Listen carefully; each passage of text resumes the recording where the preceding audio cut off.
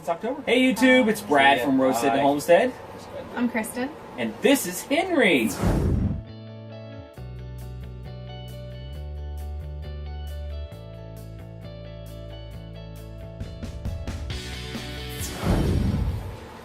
As you guys can see, we have added a family member. His name is Henry, and he is sort of a rescue kitty. I guess there was a family that they just had a baby and they couldn't keep the cat for Some reason. They thought the baby was allergic to the cat. They took real great care of him. He has got the best demeanor ever. He's been declawed, which I have mixed feelings on that. Also been fixed, so he doesn't have that. And we didn't pay a dime for him. They just gave him to us, along with a bunch of cat toys and stuff. So he's great, and he looks a lot like one of our other cats that went missing. He was an indoor-outdoor cat, went out, and never came back. So that's the story with him. And he has never been outside his whole life. He's been indoors. He's afraid of outside. Next thing, real quick, is apples. And I'm not talking about the fruit. The fruit. We got iPads, and we've never had an Apple product before. Nope. And I'm an Apple fanboy now. It's crazy. I don't know if I want to go to the iPhone. I like my Samsung. Yeah, I like my Samsung phone. I'm not ready. I've got a Samsung S6. Yeah. It's got I'm a not great ready camera, to go to the iPhone. But I wish it had the iPhone software on it. We got iPad Mini 4s, and I edit all my videos on it now, and I use it. It's basically my computer. I have this big gaming desktop. It's a 1500 watt desktop, so it's powerful. It's a beast, literally. Like if you threw it at someone, you'd kill them. It's a beast, and it's super ultra powerful, and it has to be for me to do the video edits and stuff on it. And I can do all of that on my iPad, and it's smaller than a notebook.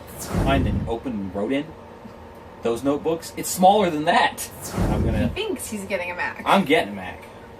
My wife loves me, so she'll get me one. Couch. That's the next thing that happened. So probably in November, I was sitting on the couch thinking, my butt hurts.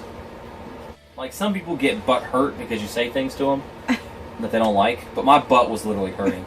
The RV couch was terrible. The cushions, it didn't have an armrest on it really. It was like a board wrapped in cloth. It was terrible. So we sold the couch on the local ad. We bought this one, and this one's great. It's comfy. I can sleep on it if I need to. Not because we're arguing. No. We don't really do that anymore. Yeah, maybe when we were first married, but we learned that's a bad idea. So the couch is great. It reclines, which is awesome on both sides. So I can recline, or she can recline, or whatever. And it even stretches, so you can really recline. We looked at furniture stores like Zach's and all the main chains, and we could not find a couch that would come in the RV. So I called Aaron's, which is like a rental store. And I thought, well, maybe they would have something. And I just told them what I needed, and they said, oh, we have something in a box that doesn't match anything in the store. It's not part of a set. We'll make a really good deal on it. It's brand new, and it's exactly what you want. I was like, what? What's the odds of that? So I went down and looked, and here it is. And it is exactly what it's basically. It's an RV couch, except it didn't cost as much as an RV couch. Oh. I called the RV store first and said, hey, my butt hurts.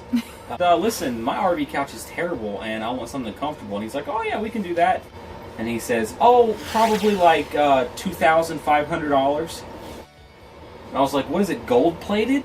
Probably the next thing I want to talk about is Marie's room. Yeah, that was a big deal. She started climbing out of her porta crib, so she needed a space. Kids' room has a big slide that comes out, just like we have here in the living room, but it's just one room. And they did have an off bathroom. It's 5 feet, and for an RV bathroom, it's huge, and it never got used. And we knew that when we bought the RV. When we looked at it, we knew that was going to become a bedroom, and so that's what we did. We took everything out, capped off the RV storage tank, and we are going to remove the tank. This is our idea. If we remove the tank, there's this big storage area underneath the RV where the tank used to be, and what I want to do is box that in and create a lid in the floor that opens. I've seen this in other RVs. This is where they make a toy area for the kids to put their toys. So so that you open the floor and there's a place to put your toys, and you close it down. And then they have this whole floor space. And so that was a big project. It took me a couple days. It wasn't real hard. The truck. I have a diesel, 7.3 turbo diesel Ford with it. On the coldest night, we forgot to plug in our truck. One of the coldest nights. Yeah.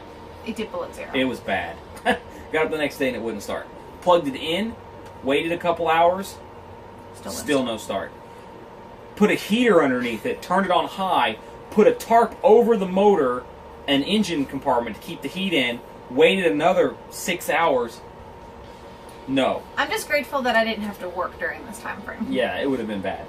So I called the park manager here and I said, hey, listen, my truck broke down. Can you take me to go do some errands I need to do today? Or can I borrow a car? Or could I rent a car from you? You know, is there some way you could help me? And he helped me out. He took me, I had an appointment that day. He took me to it. Really nice guy, actually. And then he had a couple cars that he's not using. They're here on the campground. And offered to let me use one if I paid insurance on it. And however, he said, before you do that, I want to come start your truck for you. He comes over with a bottle of starting fluid. Okay, so if you are a Ford mechanic, your radar is just exploding right now. Don't do that. Everything you read says don't do it. And I would say, still to this day, do not do this. But he assured me he's done it before. And you got to use a certain amount, and if you use too much, you will blow all kinds of stuff in your motor. And sure enough, started it right up, and she didn't blow any seals or harm the motor, nothing.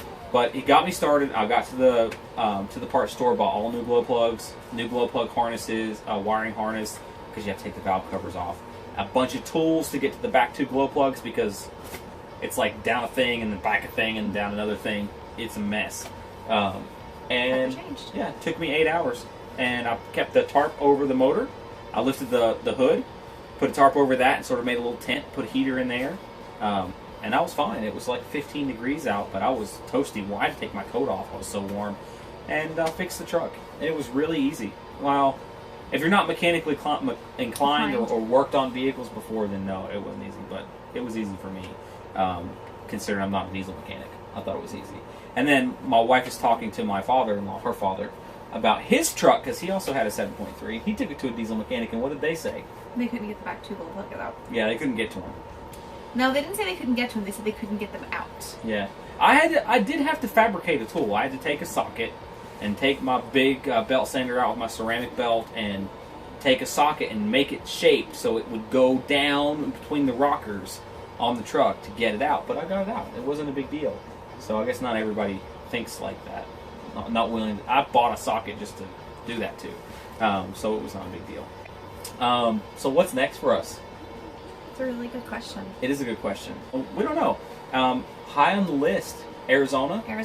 New Mexico. Somewhere south. Like certain states you just never think about, at least when you're on the East do Coast. have some East Coast areas picked out, Northeast, mainly because of family and friends up there. Florida. Possibly. Florida, I have to get a license. Yeah, but that wouldn't be a big deal. You know, Florida. There's basically anything, if you look at a map of the United States and you don't have it upside down, okay, so right side up with a little pointy thing over here coming down, anything on the bottom, that's where we're going next. Well, I'd like to see the ocean. It's part of the reason, And maybe the desert, and there's some things we want to see. So, yeah. You know, that's what's next. What's There's next? ocean on the East Coast, too. There is. Yeah. Yeah, California. No, that's the West Coast. I had the map upside down. I don't know. We'll see. If you guys have suggestions, give us some suggestions. That's probably what's next for us. We're going to go down somewhere down on the map. Somewhere. In the down direction. We'll be there. There'll be videos of that stuff when we do it. So, that's it. Okay. We'll give you guys the next update when something exciting happens. So, thanks for watching. Subscribe to our channel. Like us on Facebook. Check us out on Twitter. Right? I don't think we have a Twitter. No we Twitter? have Instagram. Instagram. Check us out on Instagram. And we'll see you on our next video. Bye.